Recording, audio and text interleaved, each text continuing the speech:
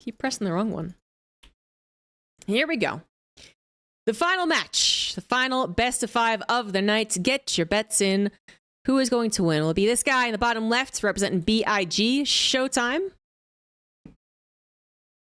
Or will it be this guy in the top right, Blue Zerg, Team Liquid's Elazer?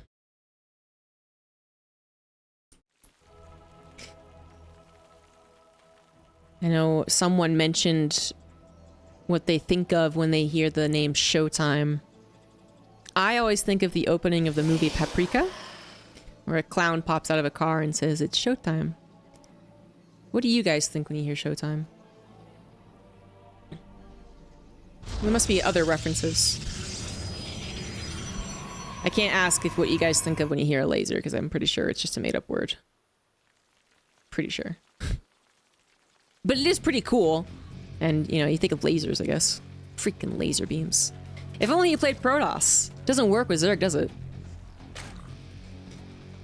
But we have another best of 5, where I believe we're going to have one very aggressive player versus the more macro defensive player. I mean, there's always a chance that it gets a little screwy. ShoWTimE is the one that aggresses and then Elazer defends, but it's, you know, that's absurd. Never mind, that's not going to happen. It's most likely not going to happen. But this time around, no one who was not, I suppose, born and built in good old Europe on the European ladder. We do have Elazer from Poland. ShoWTimE German. But as far as the aggressive versus defensive, definitely in line with the rest of the big brain bouts, of which quite a few of them had a couple of interesting games. I think the ones that are sticking out in my brain are definitely the late game PvZ, game 2, where the carriers somehow managed to win that one. That was kind of crazy. We're moving away from that. So we're heading into the last series, where the most recognizable names are playing. Always happy to see some of the up-and-coming names, and certainly some of the very fun, unique players that were displayed in the earlier best of 5s. But now we're down to the players that you would very much be likely to see in the later stages of the European regionals, as well as perhaps even the later stages of some of the international tournaments. Although both players have not had spectacular results most recently, we know that both of them have actually been champions in the past and have certainly reached the likes of even top 4 of some of the bigger tournaments. Elazer, to me, still has the he has the reputation of defeating Dark, not the reputation. He has the highlight moment.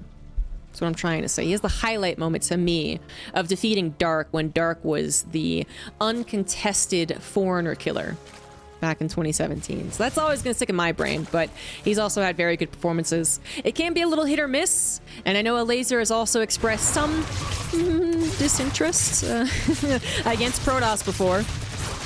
But it's funny because as soon as he did that, 2 adepts go down for 4 drones. As soon as it felt like he was saying that he doesn't like facing Protoss, he got put up against a bunch of Protoss and actually did fine against them. So that was a while ago. I'm not sure what his feelings are on the matchup right now, but that was a little annoying. It kind of turned around, however. The drones getting the surround with the Lings and the Queen still supporting meant that only 4 drones went down. I think it's quite manageable. ShoWTimE is living up to his expectation, which is a Nexus, Oracles, Gateways. Could he throw in a little Resident Glaives build? He could, but you know what? I don't think he will. It's the opposite, but that would have been funny if the German guy was aggressive. No, ShoWTimE is very defensive. The line from the Valkyrie from Brood War, she says, ShoWTimE?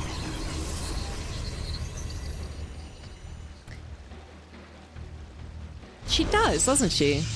In almost the exact same cadence as the line from the movie that I referenced. I kind of forgot about that entirely. Imagine Zerg evolving to shoot laser beams. Why don't they? I mean, Abathur's all about taking the good things. Does anyone argue that lasers are not a good thing? Eh? Come on, Abathur. Do your job. Oracle's still trying to find some damage. So far unsuccessful. Elazer might have been a little late and a little haphazard on the defense of the Adepts, but I would say that it basically was a decent defense. It has now had some very good defense against the Oracles. I think only one more drone went down. ShoWTimE is actually very, very good with controlling his Oracles and his Adepts. He's been, I think, a fan of this recently, and by recently I mean the last few months, but of using the Oracles and the Adepts combined together. Spoke too soon. The Adepts shade in and die. Was that? I feel like that wasn't really the plan there. But it might have looked like an open opportunity. Because I was going to say, he's been very good about using the Oracles and the Adepts combined together. So not diving with either one, but rather threatening with both and then clearing up creep spread, leaving the Adepts back outside the creep spread while the Oracles dive in. And then when they try to take down the Adepts, the Oracles come racing back to defend the Adepts. Like, he basically was very good with controlling the Zerg. But actually decided to jump in with the Adepts this time around, which didn't look super successful, but it looks like the Oracles finally found their success. 9 more drones dead, and then he used the weak Oracle to go back in. I don't think that was intentional, but it lives, and he recalls them out. All 3 Oracles are still alive. One in the top right injured, but alive. 7 Adepts have been killed, but now with 13 drones killed as well, it's looking a lot more even on the resources lost. Still more gas for ShoWTimE lost, though, which is the rare resource. 6 gas is up and running for the Protoss, however, as well as Charge, +1, Warp Prism, Templar Archives, Gateways finishing up. ShoWTimE certainly macroing well enough. Elazer, having lost 13 drones, is still finding himself on 4 bases, 83 workers. With +1 melee on the way. Baneling this as well, but interestingly enough, a fairly fast infestation pit. I was thinking for a Okay, finally the work goes down. I am so shocked that ShoWTimE did. He did it twice now. He went back in with a weakened Oracle for seemingly not a lot. Yeah. 1 Oracle death, however, after killing a total of 19 drones, I think is somewhat acceptable. Just like, yeah, little too much. So yeah, I thought Elazer was going to go into a big old mid-game attack. Ling, Baneling, Roach Ravager. Hopefully it wins. But no, he is not only not necessarily going in, like he's not even going into an attack. He's, okay, well currently he's attacking, but I don't think this is really real though. It certainly doesn't feel like the biggest problem ShoWTimE is going to have. Elazer is not maxed out. And the army on the front lines is, I think, relatively easy to deal with. So, yeah. He's not going for the big ol' attack. He is emphasizing the Hive. And we could even see him perhaps emphasize something as slow as Broodlords. Although I think if he was going to do that, he would already have a Spire on the way. So he's going to go Ling, Baneling, Roach Ravager. He's going to have the benefit of Vipers, take out those Disruptors that ShoWTimE has gotten. And this is... apparently, before Centrifugal Hooks will even finish. ShoWTimE is very well situated on 4 bases. As Elazer grabs his 5th and his 6th. ShoWTimE does know about the Hive. That Oracle still around in the top right. Could always dip back in and see what's going on. We got ourselves a late game ZVP yet again. And I was not expecting this. But it was not really either player's fault. I mean, both players decided to play into a macro game, Elazer included.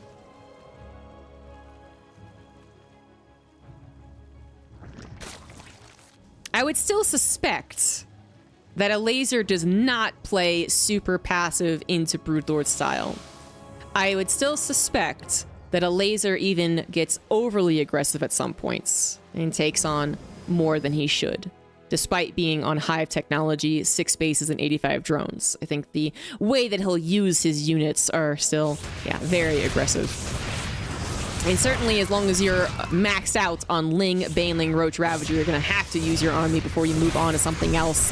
Baneling's rolling in, not really getting the best results so far, but seeing as it is an open opportunity, finally colliding with the probes. Lings and Roaches thought they might also be able to do something, but the army was responding. A little bit of an army fight over here. Banelings caught in a humongous stasis trap. Now hitting Archons. Gonna try and go after the Nexus, if anything. They go after the Nexus pylon, depower the shield battery, and then the rest of the army is gonna try and kill the Nexus, which are getting awfully close, awfully close, awfully close. Nexus is gonna fall. It is gonna fall. 100% alongside a handful of Archons. The question now is Elazer capable of defending the counterattack? He just used up almost all of his army in those 2 attacks. One on the probe line, one on the Nexus. And while the attack did also manage to grab a handful of army units, it certainly didn't grab all of them. But I suppose it did grab some of the anchors of a Protoss army, the Archons, the things that can lead the charge, hopefully soak up the Banelings, and at the very least defend the High Templars, actually, right?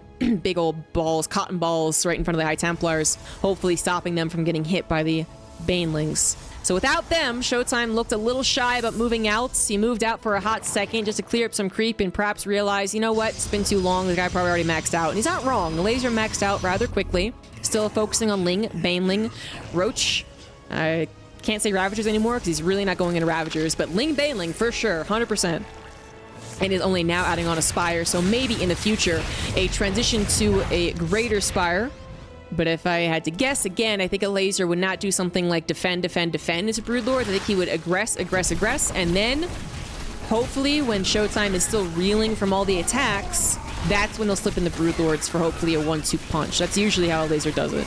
Lots of Zealots being, frankly, sacrificed to the top base.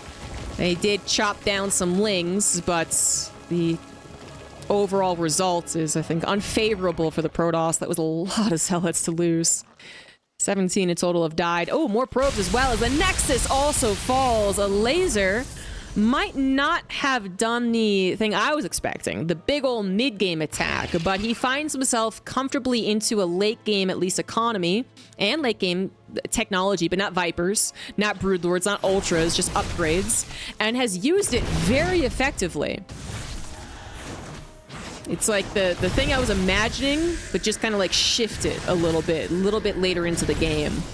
And Elazer could get Vipers if necessary, is one thing I'm looking at. The Disruptors might still be giving him some trouble, even though the Disruptors are not the main part of the army. Now it's about those Archons and Storms once again. Storm trying to preempt the Banelings. Amazing Storm at the end of the day. Banelings even rolled back into it.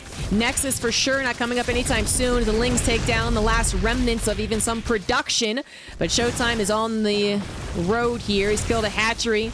He's looking for more as he moves forward. He's going to find half a dozen Overlords. Storm still coming down on chokes on Banelings. Excellent Warp Prism control. ShoWTimE looking for that one major endgame fight to actually win the game. Banelings and Roaches and Lings coming in from every direction. Take out the High Templars. Roaches still alive, but maybe not in high enough numbers, especially because the Warp Prism lives on. We're reinforced with a couple of crucial Stalkers as the last couple of Zerg units look to overwhelm the Protoss army. The supplies are getting awfully close here. Elazer doubling the supply, but what type of supply is it? It's stuck in the eggs currently. ShoWTimE also does have 4 bases back up and running, but what he doesn't have is an answer to Cracklings. That is the humongous problem. Elazer finally building enough Lings to come in and overwhelm. Without the Storms and the Archons, the rest of the Protoss army had no chance against the +3 Adrenal Glandlings.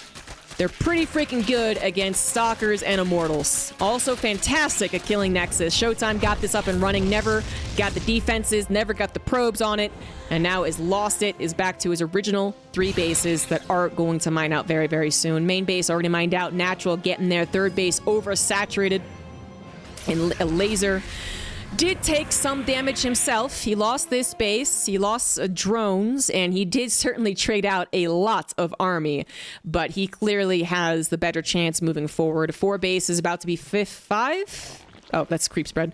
About to be 6 at some point in time. 72 drones. The Vipers are finally on the way, and the army supply remains heavily in favor of the Zerg, as we even have some of the earlier static defenses. Silborn! That was almost a really good shot. Helping against some mild harassment of ShoWTimE. ShoWTime's not going to give up too soon, but unfortunately the case is Elazer has more than enough economy to rebuild. If Elazer had been brought down to 40 drones, I think this is a very questionable game. I don't know who wins. But as Elazer remains on plus 70, 74, I think very recently. ShoWTimE can't move out. But he also doesn't have a very good chance of defending either.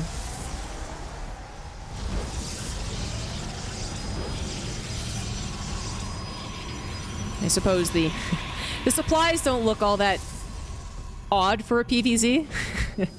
80 supply difference can happen, but usually that's an 80 supply difference because the guy has pure roaches. In this case, Elazer has Vipers and Cracklings and Ultras. So... yeah, overcharge.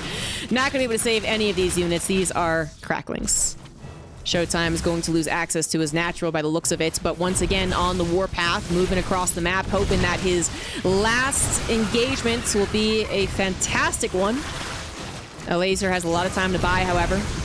Doesn't necessarily have to take the fight right here. Has plenty of supply, has plenty of abducts as well. More things being abducted into the heart of the Zerg army for the full surround. And this is ShoWTimE having to tap out. Despite his insistence. There we go, GG. Elazer with a game 1 victory. Heading into late game, kind of. He got that high fairly quickly. He got his upgrades fairly quickly, but really it was all for a more advanced, aggressive attack. It's just like, I'm going to do the thing that you would usually expect in the mid game, but I'm going to do it in the kind of later stages with more upgrades, more economy, and the potential for technology, which we didn't actually see until the very last second, but still. The Vipers and Ultras did eventually make an appearance. So,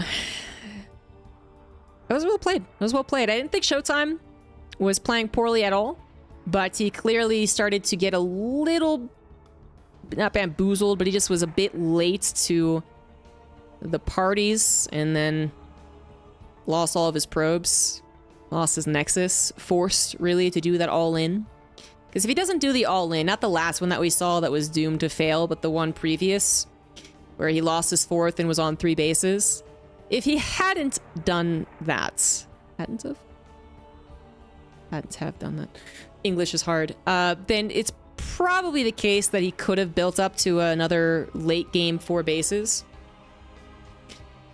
But then Elazer would have had the playground. Elazer would have been on 6, 7 bases, 80 plus drones, hive technology, spire done, working on a greater spire. And then ShoWTimE would have not been able to transition over into Stargates. So, because I think that is something that could have happened. I think in a different game, a different player, a slightly different situation, ShoWTimE actually just stays at home and is like, okay, I'm just going to try and build up again. But then the issue is, how good is your macro after all that damage you've taken? Is Elazer just going to beat you at the end of the day anyway? The top right, it is Elazer. Bottom left of altitude, it is ShoWTimE. ShoWTimE's second to last push was almost very promising. If his army was a little more collected together, perhaps it would have been good enough. Kind of got spread out, and not in a good way necessarily. Because it is interesting. I think if we rewind it and looked at that battle, there'd be a lot of little things that went either way, actually. Because as much as ShoWTimE was starting to lose control of like his disruptors, for instance, they weren't protected when everything was spread out like that, or his High Templars ended up being vulnerable as the Banelings raced towards them. There was also situations in which Elazer's 3 roaches were getting overwhelmed by 6 zealots, and you can't micro literally everything at once. So it was really all over the place. It was like some of the battle was going well for one and some for another, and then the defender's advantage really kicked in hard for Elazer. And a ShoWTimE not able to reinforce also obviously very much hurt him. Had he had time and resources to warp in not just 5 Stalkers, which was one of his last warp-ins, but also 4 Zealots or, 2 High Templars and morph into an Archon, he might have had a little more to play around with on the offense. Maybe the Cracklings would not have overwhelmed him. I suspect they still would have, but then what could have happened was that the Warp Prism could have picked up the Archon or the Zealots as the Stalkers escaped, and then it would have continued harassing. But ShoWTimE, when he was pushed back, he was completely pushed back. His Warp Prism didn't do anything until he tried a little bit of Disruptor harassment later on. So, yeah. Lots of things could have changed the way that game played out. Elazer. Going for more of a late game mass Ling Baneling Roach army. It was late game upgrades, low technology otherwise. I wonder if he's going to do it again. It is another big map on altitude, so it's very possible.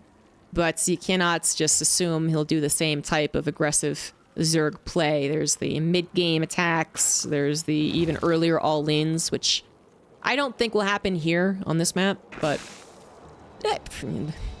no one would possibly do it on altitude, and that's why he does it. You know, Elazer's no stranger to the Overlord drops with Roaches and Queens. He's no stranger to Nidus Worm play, although probably not something that he's most well known for. I'd say if I thought of a Zerg player who goes for Niduses, I'd think of Dark. And then you do have the good old-fashioned kind of mid-game dedicated attack. 4 bases, 70 drones, Ling Baneling Roach Ravager. Needs to do damage, can run out of steam, but is not completely all in. It is a Stargate opener for ShoWTimE, so we're not missing anything important while I talk about other things. Elazer's Overlord getting into a nice position to do some scouting. Because you still want to scout. I mean, you could assume ShoWTimE's going to go into triple Oracle, third base every time, and he'd probably be right about that. Probably. But then the question would be more so the follow-up. Is it Blink versus Charge?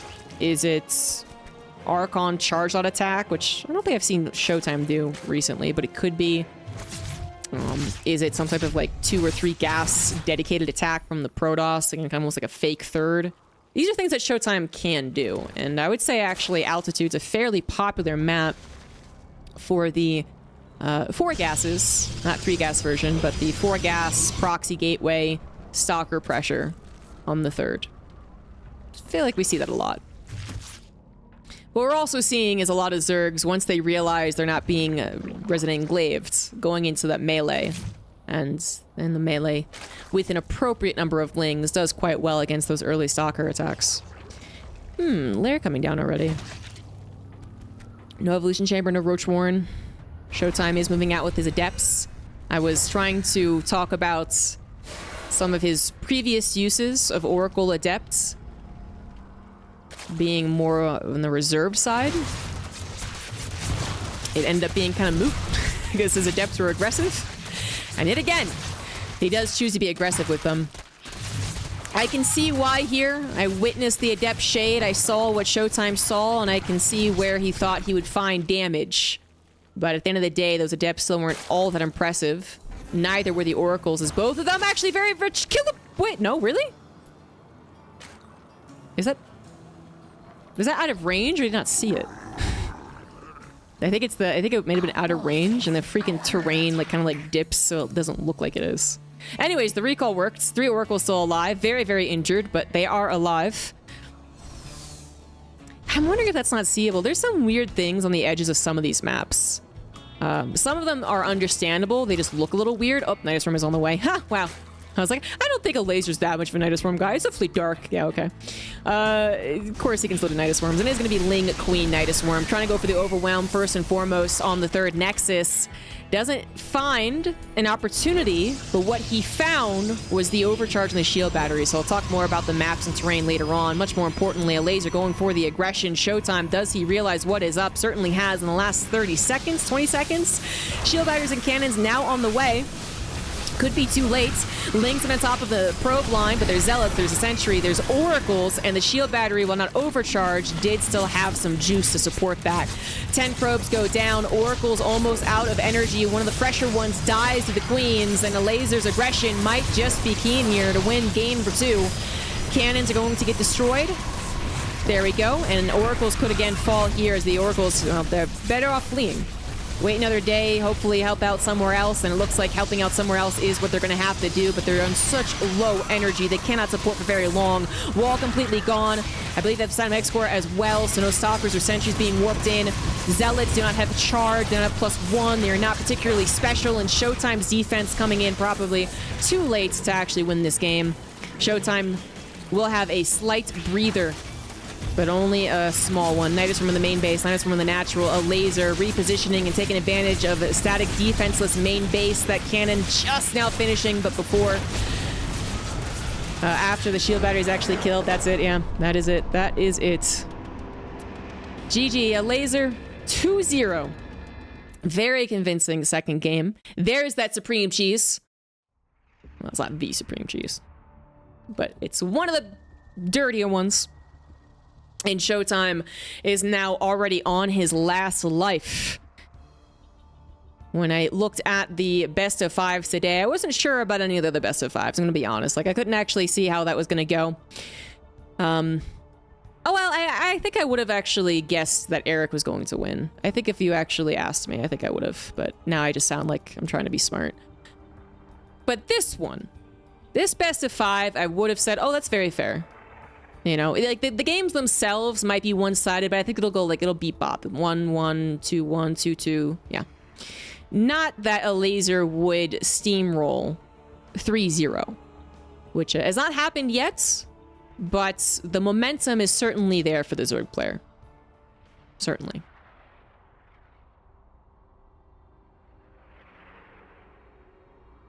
Let's see if Elazer can come up with a 1-2-3 that can just end ShoWTimE's best of five before it feels like it's really begun.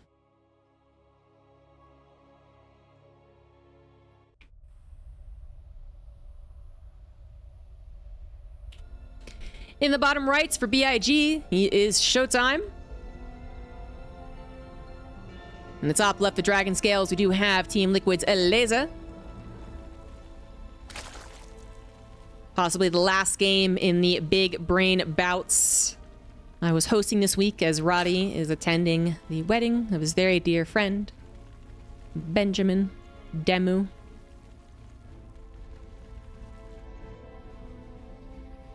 I want to thank Basilisk again for letting me come on and do this, have some fun, put it on my channel as well. It was very kind of them. I hope you guys have enjoyed it, even though there's no replacing Roddy. Absolutely not. I hope I did an okay job temporarily doing so. The players have given us some fun games today. If you missed out in the first 3 best of fives, there was at least, I would say, 2 or 3 recommended games to check out. And I know everyone, for the most part, really looking forward to the headliners, Elazer vs. ShoWTimE. And like I said, I would figure this would have been very close. But we once again are maybe on the brink of a 3-0. Some of the earlier ones were as well. 3-0 and 2-3-1 so far, I think. Elazer is going for an interesting build. He did go for a hatch first, but on a very low drone counts. And then his pool came down at 15, I believe. So, no gas as of yet. ShoWTimE, probably keen on the timing. Maybe keen on the timing. And this probe's right up on in there. It's seeing everything. So if there is going to be something aggressive from this, ShoWTimE should be a little more mindful of it. It can't be super aggressive, though, because there's no gas. So, I mean, by aggressive, I suppose I mean 6 lings trying to kill this pylon. That's as much action as we're going to get. But that is something that can shock and awe even the best pros, especially if this probe got in, saw a hatchery, and went, oh, my job's done. Bye-bye. Then suddenly 6 lings appear, and your adept is out in the middle. It's very awkward. It's not game ending, but it's very awkward. But of course, the adept will be out, and the pylon is certainly safe, as it is only 2 lings coming across right now. Elazer just grabbing a 3rd hatchery afterwards. But yeah, I did want to talk about the there's some maps I was saying where it makes sense, it looks weird, but then you realize what's going on, and you go, oh, okay. It's not bad or improperly balanced or anything, but there's at least one map, and I want to say it's Altitude. So not this one. Yeah, I don't think this one has any suspicious terrain. I think it's altitude in which, like, one area, some of the forest, some of the pine trees are vision blockers when I'm pretty sure they're not supposed to be.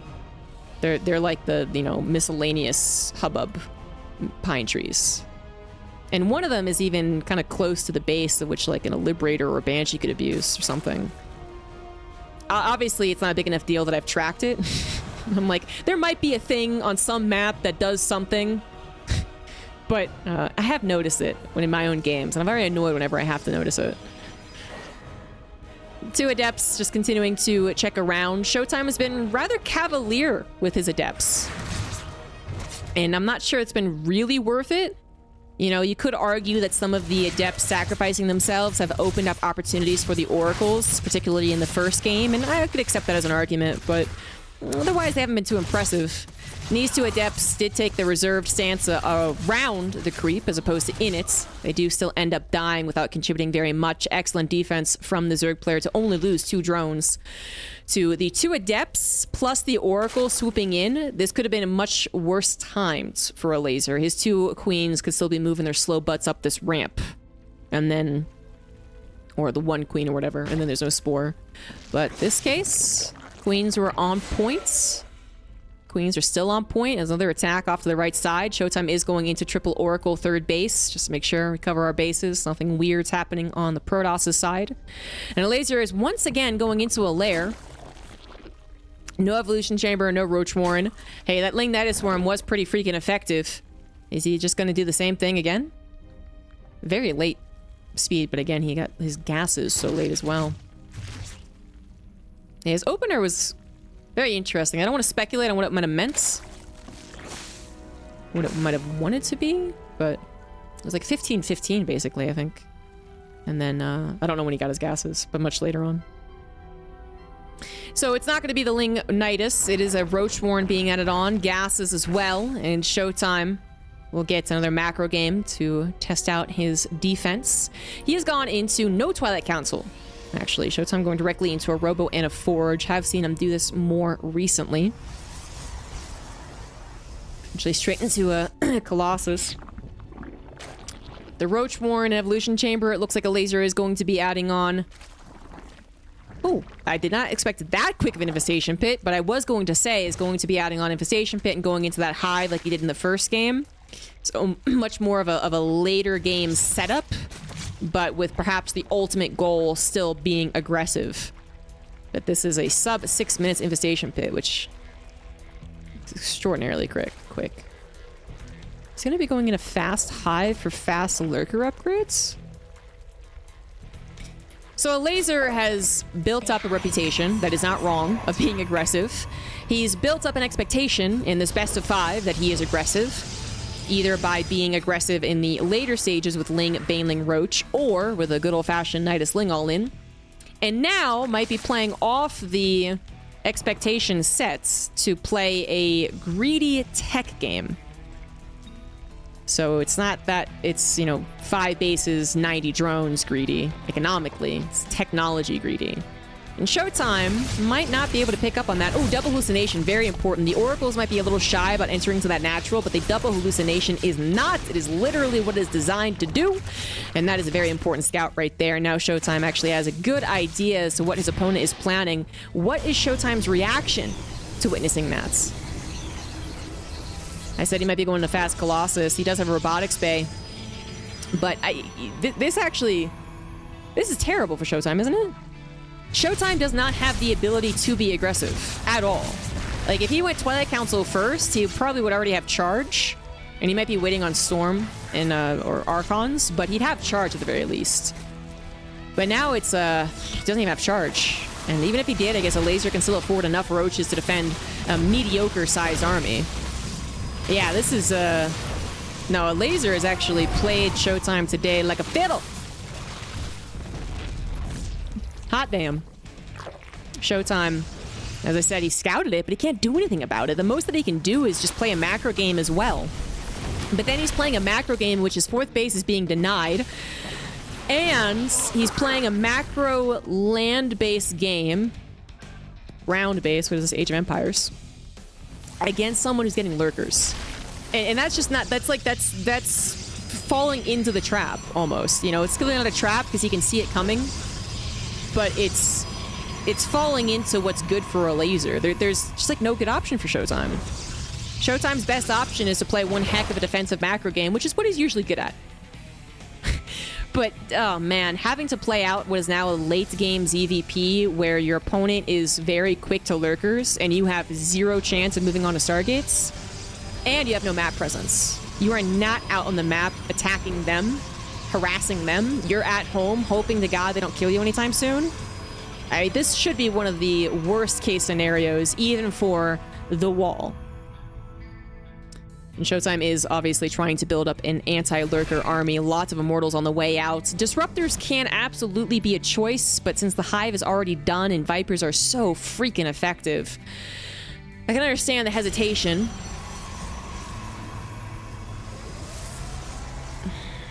You know, if you get the six disruptors, might actually be very, very nice to have, but yeah, and then can you actually afford them? Because 6 disruptors with 2 immortals, 2 archons, and a handful of storms might still be overwhelmed. I mean, we're talking about ShoWTimE investing into very slow building, high quality, low quantity types of armies that, if they're not looking for a second, can get overwhelmed. You don't storm initially, you don't disruptor initially, you're not gonna have a good time. Well, this is a bit of an awkward attack. He's actually gonna commit to it though. Okay, if that is Elazer's last line of defense, I would totally understand, but Elazer definitely had more army than that. So ShoWTimE kind of just let his army, it's like, oh my gosh, so much damage. The immortal didn't die. Good news. You're missing all of your legs and all of your phalanges, but you're not dead.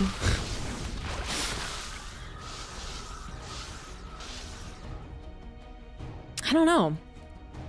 That was a bit of a weird one. That, you know, if it led to something else, that would have been probably fine, but it led to nothing. It led to Elazer rebuilding the lurkers and now going on the offense. And Elazer, by the way, has had the range for his lurkers and is now about to have his speed burrow as well, so he is fully set up to be on the offensive. ShoWTimE's supply looks totally even, looks totally fine. What's the big deal? Lurkers. Lurkers are a freaking big deal. I have witnessed some really cool ZVPs where lurkers are involved and yet the Protoss does not just keel over and die. But is this one of them? I don't know about that one. The last one that I saw, there was a lot of playing around. I actually think it was a Geralt game, maybe. But there was a ton of playing around. You know, there was armies on the map for both players. There was 6 concaves and 6 surrounds. And ShoWTimE is, again, in one of the worst scenarios for a Protoss. Entirely defensive on his side of the map. No harassment. Not a surround. I mean, at best, a concave against fully upgraded lurkers who do have +2 attack.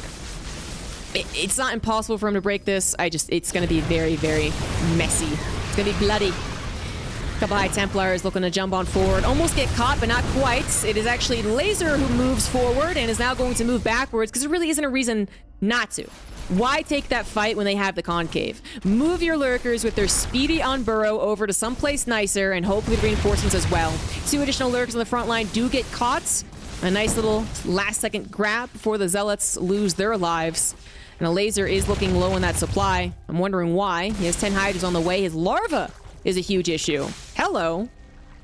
Larva? Yeah, he realized it as well. Macro hatchery is going down despite having 5 hatcheries.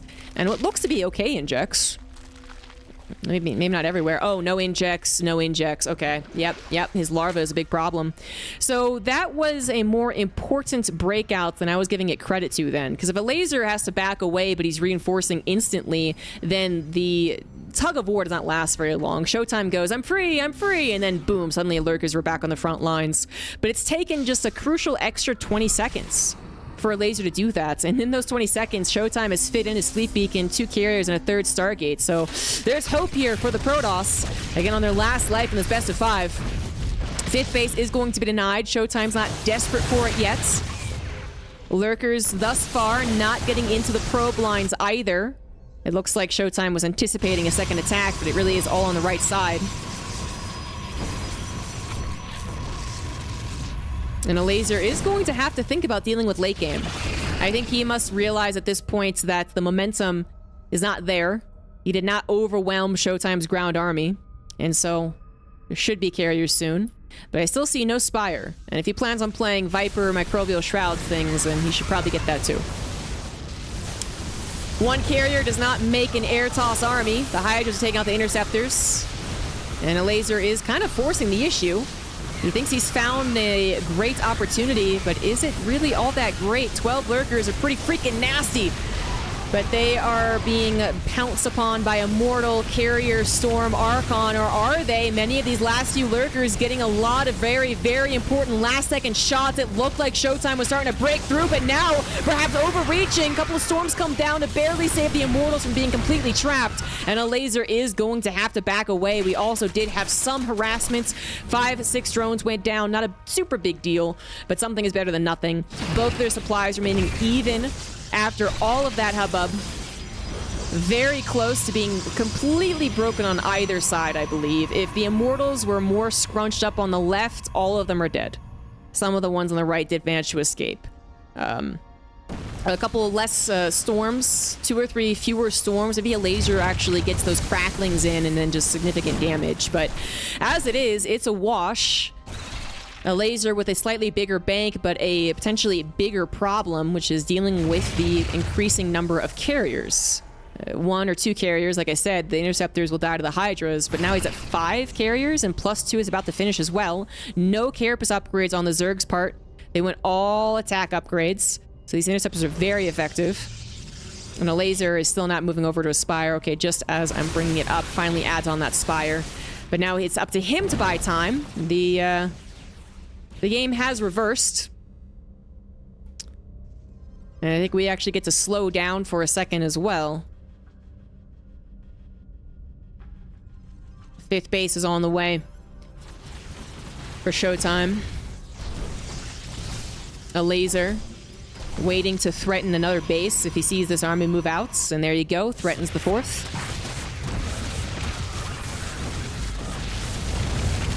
This might have been the 3rd, but it's not super important. Hydra is getting stormed, much more important. Lurkers dying one at a time, much more important.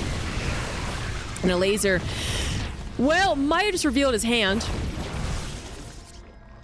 The goal there, I think, was more so to buy time than the actual take an engagement. And as soon as he takes an engagement and ShoWTimE realizes he's winning the engagement, he might initiate a counterattack. And the counterattack is I don't think Elazer is set up to defend against. His Spire is done. He has enough to build a lot of Corruptors, but he doesn't have the supply now as he's built up so many Hydras.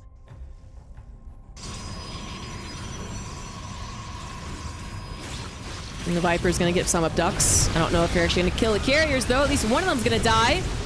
Another one barely escaping death. Some Hydras do lose their lives in return. Elazer now with 30 supply to fill up. What's it going to fill up with? More Hydras, more Lurkers. If that's the case, I would love to have seen Microbial Shroud, but rip that spell. Couple of Lurkers popping all the Immortal shields, but not actually killing them, leaving the ground army of ShoWTimE as strong as ever. All the High Templars managing to survive as well, although just barely. Hatchery goes down. Elazer forced to evacuate, has other bases to move to, so it's not the worst news yet, but those Vipers are awfully close to death. Yeah. High Templars were right there, buddy. Quick heal on one of the Vipers will ensure its life, but it still needs to actually cast some spells, and so far not involved in the fight as the storms come down on Elazer's panicking Hydra army. This is getting down and dirty. Elazer's supply absolutely plummeting. Blinding Cloud on top of the ground army was excellent, but another storm seals the deal, and ShoWTimE will survive to make it to a game 4. I wasn't so confident with him. He's Lurkers against the ground army is getting a little scary. But not only did he initially defend as well as possible, very good setup to have that concave, Elazer's larva block really halted his momentum. I'm not saying that was a throw. I'm not saying that had he not done that, he would have won. But I think if he wasn't larva blocked, the aggression is far more consistent. And it's a little more difficult for ShoWTimE to get into his Stargate units. It's a little more difficult for his Stargate units to be accompanied by ground units because he's on a, his 5th base is even later. He's lost some probes on his 4th base, whatever it is. But instead, when he backed away, he had to really back away. and completely stop all even production for 20 seconds because he's waiting for the larva to pop. So I feel like there's a lot more potential in that lurker game for Elazer. Didn't realize his full potential. I'm very familiar with this.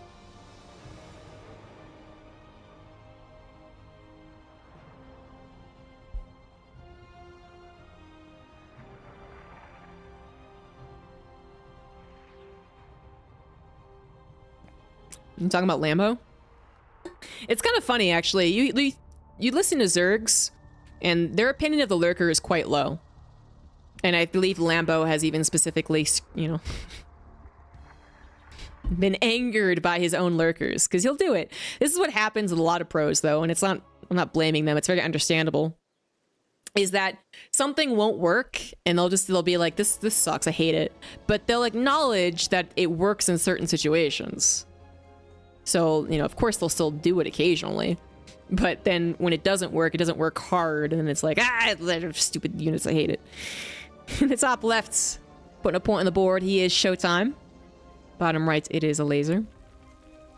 And in that case, the lurkers did not look super good. But I think they had a lot of potential. For every, you know, 12 lurkers getting stormed, surrounded, and killed, there's the heavy back and forth ZVP that completely ends all back and forth as soon as 12 lurkers appear. So it is quite funny. It is quite interesting.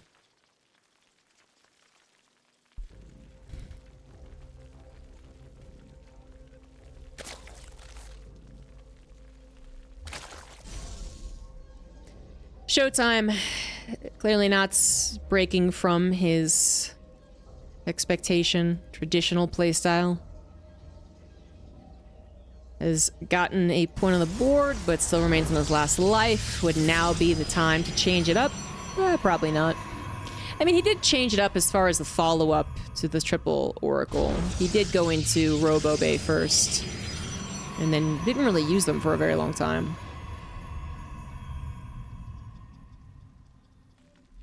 In fact, I would say the Robo Bay was almost useless. Disruptors never really played a part, right? Colossus never appeared. Yeah.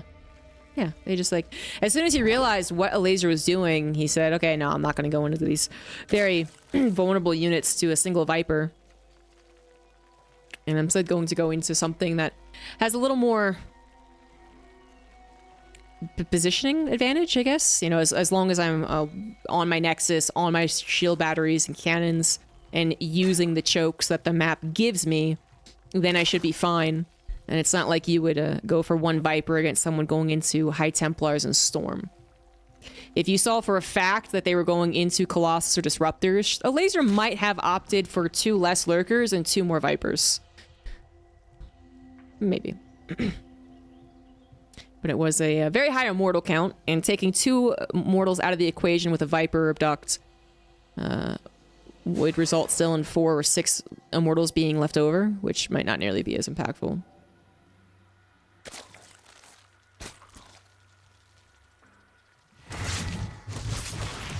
Little Adept Scout in the main was hoping to grab a drone. So far, so good on the micro, though. So far. Loses a drone, but kills the Adept, so I'd say it's okay for the Zerg. No further Adept pressure as this one skedaddles, realizing it doesn't really have a chance to do very much more, and Elazer is prepping for the inevitable Oracle. I don't think he actually scouted even the warp gate timing. It looks like his Overlord left. Or his Ling left, or whatever it was. But could be wrong. Point is, it is absolutely Oracle. He is very correct on that. And his Oracle defense in the beginning stages has been very good. We did see some lapse in defense as the second game went on. Elazer did start to take a lot of drone kills. Still end up winning that game, though. And then I think last game, the Adept Oracle pressure was Certainly not all that impactful. And is it triple Oracle? So for ShoWTimE, what does he follow it up with? Is the Robo again? Is it Twilight Council? He's even gone Forge first into Robo usually afterwards. Elazer still has another game to give to a risky build. But not choosing to do anything extremely risky here. Fourth base is on the way. And a good defense. A good defense overall. I guess while we have a little bit of time, we can go ahead and check out what the stats say for this. We do have Oracle Adept Harassment. Maybe this time. I just want an example of what I was talking about, just to say that I'm not a liar. Oftentimes, his Adepts have not dove into the natural. They've just been kept around here. This dive in might be one of the more promising ones. Nah. Compared to his previous attempts is what I was getting at, but I think this is about par for the course. 5 drones, but for all those Adepts... Oracle swoop in, though. They see the opportunity with only 1 queen to defend. The single Sport Crawler won't be able to take care of everything. A nice micro from ShoWTimE. There's the big drone number kills. 11 of them going down. However, Lings on the backside see the opportunity. Zealot gets warped in to try and protect that Adept, but it'll only last for so long as this Zealot is also a goner. Oracle, please help out here. 16 drones have gone down. 5 more went down before the recall occurred, and the Ling counter pressure is just not good enough. It does grab those last weak probes, so 6 probes, but 16 drones. Good lord. Those Oracles did way too much damage. Laser's going to be hurting after that one. +1 melee's on the way. Lair starts up, so I'm guessing there's also some mess up on the macro side, not just on the defense of his drones. Maybe he meant to get his gas a little bit faster. Maybe some more drones, so on and so forth. He's banking a little bit. Just the little things that happen, the indirect consequences to damage, as opposed to just the direct. As the Oracles continue to swoop by. ShoWTimE, you know, he had that little panic emergency defense, but I don't think really took any repercussions from it. The loss of a couple of Adepts and a Zealot doesn't matter. I think what would have caused him to be a little more upset would be the loss of the Pylon, for instance. And then if the entire probe line had died, that would have gone a long way to evening up the worker kills. But no, I think that was totally fine for ShoWTimE. More than happy to give up a couple of those beginning units after dealing with that much damage with the Oracles. Double expand on the way for Elazer. These Lings actually not in high enough numbers to tackle what was there, especially with a couple of good force fields. Overlord dies and the supply block is had, as the Elazer did have Overlords on the way. It's not the worst supply block ever, but now is now losing 9 more drones. He did grab another Oracle. In fact, 3 Oracles have been killed in this game. Only 1 survives. ShoWTimE is on 6 gases. However, his intention right now is to go for an attack with Stalkers. 10 gateways, +1 already done, and a Warp Prism is on the way. His amount of gas is quite high. Yeah, I'm not used to seeing this type of attack with 6 gases, but it will allow for a far easier transition. He might get a 4th base first and then a Templar Archives, but it might also depend on how this engagement's going to go. Lots of bank up here. ShoWTimE ready to warp in with that Warp Prism. Elazer, is he ready to defend? He's got 38 Lings, no roaches, although some are about to pop. Nothing in position right now, and he's realizing a surround would have been lovely, but far too late to break down those rocks. And the Queens will probably want to evacuate as well. It is clear that Elazer is making the tough decision to back away. Once again, supply block 2. 8 Overlords on the way. Big surround on the Stalkers, at least attempted to. Stalkers do have Blink. Yeah, they go. Many of them will survive. Lings will also be able to escape just barely. Ravagers aplenty on the way. 11 of them. But ShoWTimE is not stopping. He is not intimidated. In fact, he might even be able to jump on top of some of these Raptors. Preemptive force fields trying to lock in at least 3 of them. Corrosive Vials come down to break the force fields as well as hit some of those sentries. Elazer hoping to survive to bring this series to a close. ShoWTimE hoping to bring it to a game 5 as the Lings do jump on top of a lot of those weakened units on the front lines. All the sentries are gone. Many of the Stalkers are injured. The Warp Prism still intact, with the supplies starting to very much favor Elazer. It was a very last-second defense, but just the right amount of Lings, the ability to form all of those Ravagers at once, finally kicked in to help him out, and now he is going to engage in the counterattack. ShoWTimE quickly slapping down everything he means to do while engaging, right, if he can. +2 attack, charge, Dark Shrine, Robotics Bay. Okay, more than you would usually do, actually, as he is a bit desperate to make up for basically lost time. If that attack doesn't work, it doesn't do significant damage to the Zerg player, then you gotta make up for a lot. And I would say that killing a base was not exactly significant damage. Elazer is looking for the counterattack, but breaking a defensive Protoss is tough stuff. Warp Prism, holy shit, that's not dead? Are we sure? Pretty sure this is a ghost I'm looking at. Good lord. 2 Immortals and a Warp Prism. Gonna try and kill more things. Please. Please no. Catchery is not gonna be cancelled. The Immortals might as well just be saved. I mean, please. Please. Please. Warp Prism's getting a little shield back at least, but good lord. ShoWTimE, 4th base on the way, managed to survive the would-be counterattack, and now has all the technology that he started up. Charge will finish, +2 will finish, Disruptors are on the way, Dark Shrine might be usable by this actual dead Warp Prism. Hatchery was killed, not cancelled as well, so ShoWTimE striking back. There was about a 20 to 30 second window in which I was completely panicked for ShoWTimE, especially with the Warp Prism almost going down, and now it seems to be okay. Everyone just take a chill pill. Everyone just relax. Game's not anytime soon. The Elazer is back in his comfort zone. +2 melee. Lots of banelings. Nothing but attack upgrades. And his economy is situated despite the loss of that base. He's back on it. 76 drones. He is ready to tango. But ShoWTimE is also ready to defend. Takes 2 to tango, and ShoWTimE's totally down. He's ready. Shield battery finishes at a perfect timing to ensure no deaths here. And Elazer is more so looking at a distraction, perhaps. Big ol' army on the right side, only some lings on the left. ShoWTimE's gonna need far more units on this side than the other. And he does have a pretty good unit count, but I think the Disruptors are out of position. Stasis Trap might impact this. Looks like Elazer's more than aware that is a possibility. Stalker's looking the last second to blink forward, blink back, rather. Disruptors shooting forward, actually help kill an Archon, and will help kill the Nexus. And it looks like the Nexus is gone no matter what anyways. Nexus falls, shield battery falls, many Stalkers fall, Corrosive Biles hitting some of the units with the blink forward, aggressively trying to capture the Ravagers before they escape. ShoWTimE might have lost a decent number of units that were there, but he reinforced with all of the Stalkers on the left, and that army is still rather large. Many probes have lost their lives. ShoWTimE once again almost all in, similar to, I believe that was game number 2.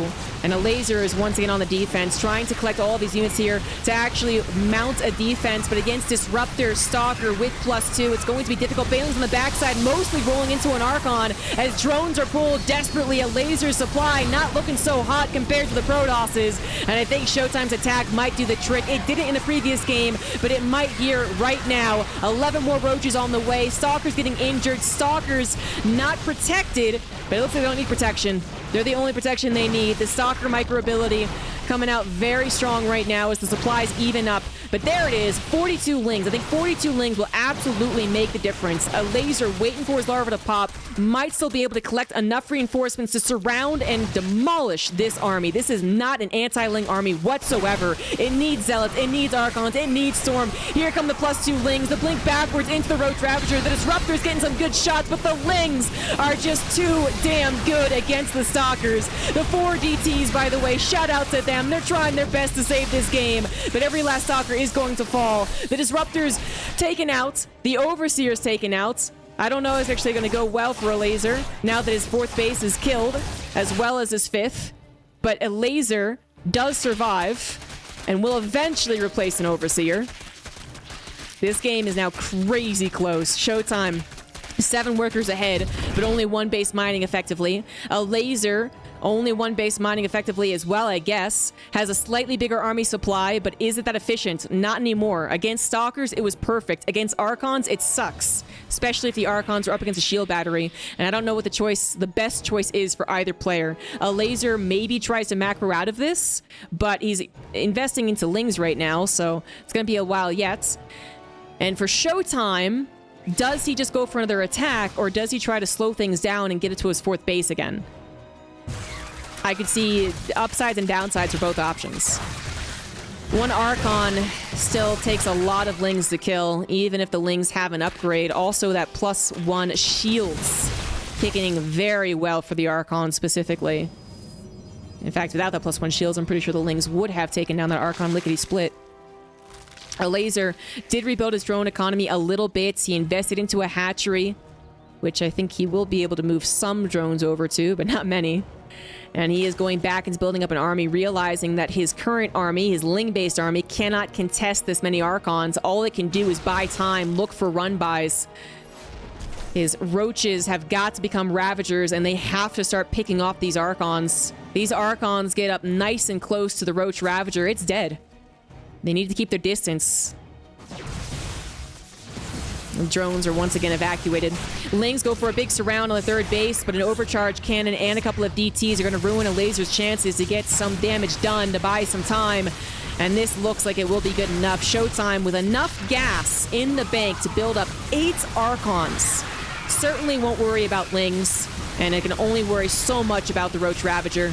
As the Corrosive Biles come down, they don't hit very much. The Archons being juggled in the War Prism, but they are starting to fall. Elazer with a last-second defense yet again, but what is he defending for? What is going to happen after this? Nothing good. Nothing good at all. Elazer is going to be forced to a Game 5, despite his best defense possible. ShoWTimE, acting as the aggressor, is going to bring us to the final game of the Big Brain Bouts. Game 5. Pretty exciting stuff. I don't know if ShoWTimE didn't have as much gas bank as he did. Whatever that gas bank was, I wasn't really noticing. I was watching Lings killing Stalkers, but if he could only have made 3 or 4 Archons, then he doesn't have a good enough army to do that. And it would have been all too easy to misread that game for either player.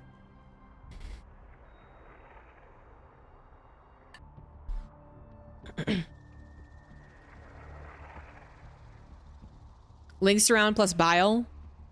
On Archons, it's not usually as effective. I mean, it's effective as far as effectiveness goes, I guess. I would say it's usually a worthwhile trade. But I mean, it's usually not the big wombo combo that is like Lings surround on Stalkers and the Corrosive Bile, because the Archons are so fat. You're like, oh my god, the surround! The Archons are going to get demolished by the Corrosive Bile! And the Corrosive Bile hits 2 Archons out of 8, and you're like, oh no! In the top right, forced into a Game 5, he is Elazer. In the bottom left, bring it to the Game 5, he is ShoWTimE.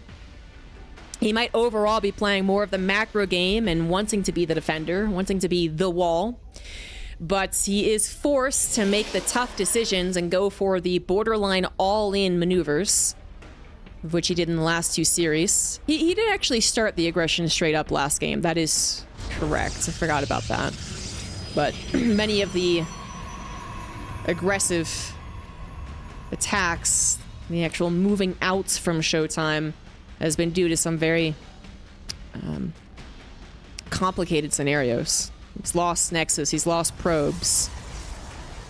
He needs to take advantage of the opportunity Elazer has given him by over-dedicating, you know? He knows that he has to strike when the iron's hot, and he didn't get the opportunity in Game 2. But for Game 3 and 4, he did. And now it's the final game. I expect ShoWTimE will play rather standard. Elazer is going to change it up. ShoWTimE going for that Stalker attack really did surprise Elazer, but yet I didn't feel like that was the...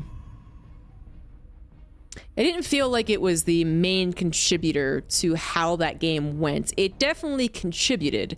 The fact that Elazer was less than prepared from the get-go meant he lost his 4th. Yeah, his 5th wasn't up yet, I think. So, while he did defend and he did recover, it was obviously not as streamlined as a game as he was hoping for. Had he been totally prepared, obviously it's a very different situation.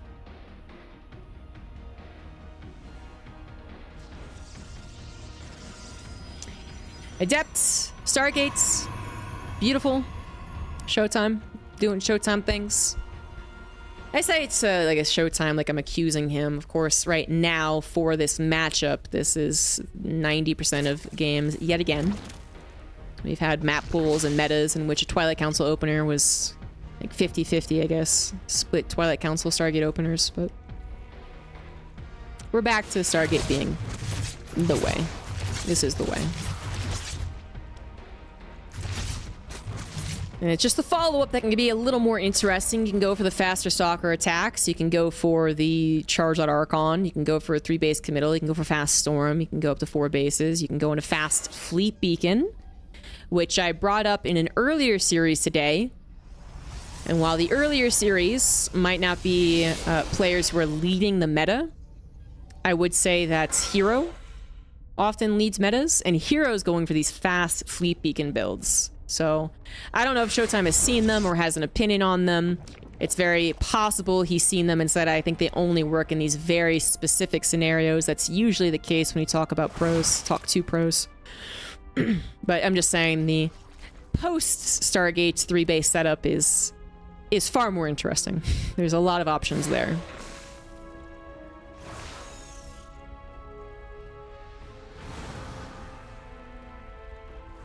And so far, Elazer is just macroing. These Adepts being a little more troublesome, kind of. They're not anything important.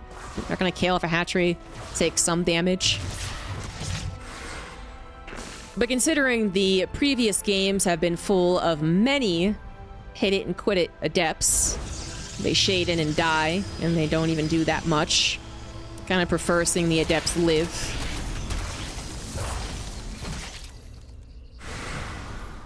And they hit it and quit it in that phrase was hit the drones poorly and then quit life. They die.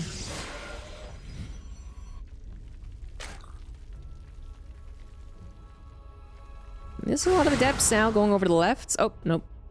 Only 5. I miscounted the Adepts. I miscounted the shades. Still, decent amounts if the Zerg player is underprepared. Some Lings, but mostly Queen defense right now. Adepts head into the natural. They see an opportunity yet again. They were wrong in many previous games, but it looks like here they're pretty correct. That shade distracting the Lings, in fact, so the Adepts can get right up nice and close to the drones. 10 of them will go down. Make that 11. Make that 12. If the focus fire was there. Oh, there it is. There it is. 12 drones go down, plus the Oracles in the natural. Elazer getting bopped by the early game harassments. It actually has felt, I mean, last game, the Oracles got a lot of damage done as well. It's felt like the control over the Adept Oracle harassment has gotten a little worse as time goes on, which is not totally surprising, honestly. This is, you know, I was talking a lot about this in the Cannon Rush series, in which this early game aggression, there are technical ways of dealing with it. You can write down on paper how to ensure that this does not happen and tell people to follow the paper. But thankfully, StarCraft is a more complicated game than that. So Elazer knows how to defend. Some of the earlier games of the series, in fact, he made sure that they really didn't do anything. I think the first game was where the almost perfect Oracle defense happened. But it's kind of gotten worse. 18 drones go down. Adepts are still alive. Queens or Oracle's still alive. 4 of them as well. ShoWTimE is up to 6 gases. Robo did come down first, you know, after the Stargate. Robotics Bay on the way. No fear of a fast hive in this game, tell you what. So the Robotics Bay, I believe, will actually be used for, I would say, Colossus. Clearly, Elazer is going into a Ling-based composition and is also going into a rather desperate Ling all-in dedication. 50 drones, guys. 50 drones versus ShoWTimE's 70 probes. It's basically all in. All in forced by the 28 drones killed thanks to the Adept Oracle pressure. 10 Oracles, 10 Adepts did trade out for that, leaving ShoWTimE only on an Oracle defense. But a couple of static defensive structures, a couple of force fields, and ShoWTimE is controlling this counterattack like a freaking pro. A couple more force fields will be necessary. The oracles are almost out of energy, and things are getting a little more questionable as time goes on. But another clutch force field. A couple of zealots warped in for the pseudo wall on the top side, and Elazer's counterattack, which really is all in, guys, is not going to work. The overcharge pop, such patience being displayed here from ShoWTimE on that, and the oracles will regain energy. Elazer's second attack, less likely to work than its first. ShoWTimE making that hold look easy breezy, and I guarantee you, many other Protosses would have screwed that up. Queens are here because it's all in. Why not? Everyone join the party. Should have brought drones. Drone pool for the win. Banelings coming in, trying to collect the lives of the zealots. They are awfully clumped up, but a last-second split at least mitigates the damage. More Banelings had to be expended on the zealots than anything else. And the pylon holds on strong as well, soaking up more pylons available. So shield battery and cannon still in play. Probes properly protected. Oracles not regaining energy. They once again use it to help the defense. And the third base will go down. The Lings, Banelings, and Queens finally getting results from this attack. The third base kill might not be enough, however. Elazer still has to worry about the superior technology of his opponents and the powerful counterattack that could be underway. Elazer caught ShoWTimE as he was building up to his army, as he was building the charge lots, as he was building the Archons. So it looked to be relatively even as the armies engage each other. Now that things calm down, ShoWTimE has 9 gateways, Archon technology, Disruptor technology, and, you know, every many zealots he can afford, basically. Also, clutch defense in the natural, I believe, happened while I was focusing elsewhere. I would like to see Colossus, but that's just me. That obviously is just me. ShoWTimE is much better. But I feel like 1 or 2 Colossus helping to defend against the mass links could be useful. The problem with Disruptors is that when it comes down to a Ling-based composition, they often fire at their own army. Or miss. Like, they're much more likely to whiff as the Lings run on by. But that's also where the Archons come into play. So Colossus, I guess, are a little redundant if everything goes according to plan. Archons still have trouble with range, of course. And hey, speaking of range, the Colossus do have a bugged out range, so get it while it's hot, right? ShoWTimE not going to go for any form of counterattack. I saw the Warp Prism building and figured a counterattack was possible or just simply harassments. It looks like ShoWTimE has prioritized defense, getting his 4th base up, getting his economy sets, and getting a later attack that is almost guaranteed to win. Elazer is going to have time to build up again, which is good news for him. Because if he was still on 40 drones, obviously this game's over. But being on 67 drones is still not that great, especially as it has only been happening recently. He's only been getting to a good drone count recently. We did have a spike for his income because the 3rd Nexus did fall. ShoWTimE's probes weren't mining efficiently whatsoever, but now we're back to the now we're back on 4 bases, 77 probes, properly saturating all 8 gases as well. +1 shields on the way. Excellent addition when we go for this Archon-based army. And just a couple of Disruptors to help out, as probably their targets will be the roaches that Elazer has built.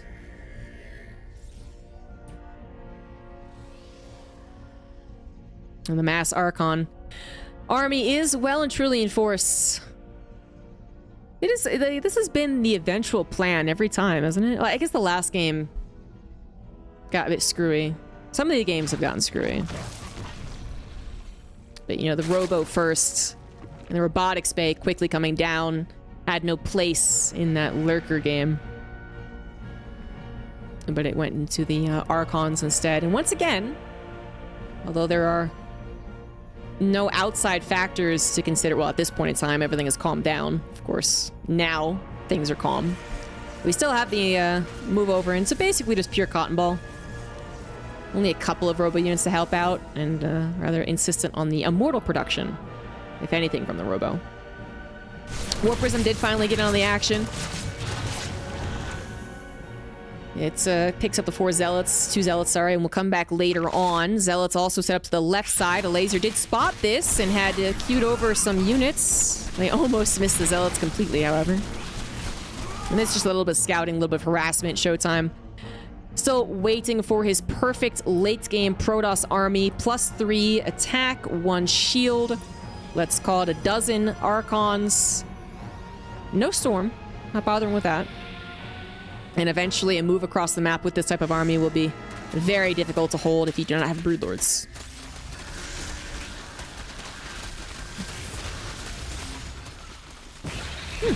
Nice eyes there. Or the Overseer spotted it. Overseer spotted it. Looks like the War Prism died. Ran over the Queens. Zealots got dropped out, but a couple of well-placed Spine Crawlers stopped that from doing damage.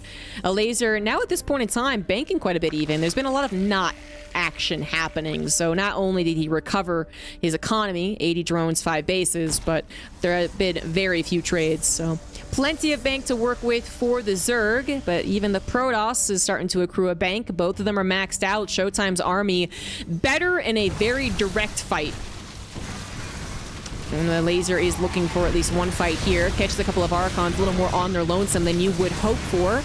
It's not all of the Laser's army either, but it is starting to find some damage. Great force field to protect those probes on the right side. However, the left side still a little open at the end of the day. One probe, one Baneling is all it takes, as +2 melee is done. 18 probes go down, but fortunately for ShoWTimE, this little hit squad to the right was miscontrolled. I think it was supposed to actually go close enough to the Nexus to kill it, and it stopped literally right here. So ShoWTimE thanking that little moments. He had time to reinforce and save his 5th base. Since his 3rd falls, he is once again on 4 bases. So yeah, I said in a direct fight, ShoWTimE's army is better, but it's the whole point, you know, good Zerg players will not be taking poor fight after poor fight. They're going to be opening up opportunities and killing Nexus, killing economy, forcing the Protoss to throw their hands up in the air and go, screw it, I don't care anymore. And then hopefully by that point they have plenty of remaxes and possibly even Broodlords, although certainly not in this game. Nowhere close to Broodlords. Elazer going for the max, max, max, and max some more on Ling, Baneling, Roach, Ravager. And it might work. It's certainly the style of play that I think we identify with him, but ShoWTimE's defense is the style that we identify him with. So they're both playing at their strongest point. Elazer is going to need an attack to go well, and then a follow-up to an attack to go really well. To actually push down... Oh, so close to being perfectly timed there. Still gets a good number of Banelings. To push down the Protoss supply. And if the Protoss supply dips below 150, then Elazer might just be able to overwhelm, even if it's a very high-quality 150.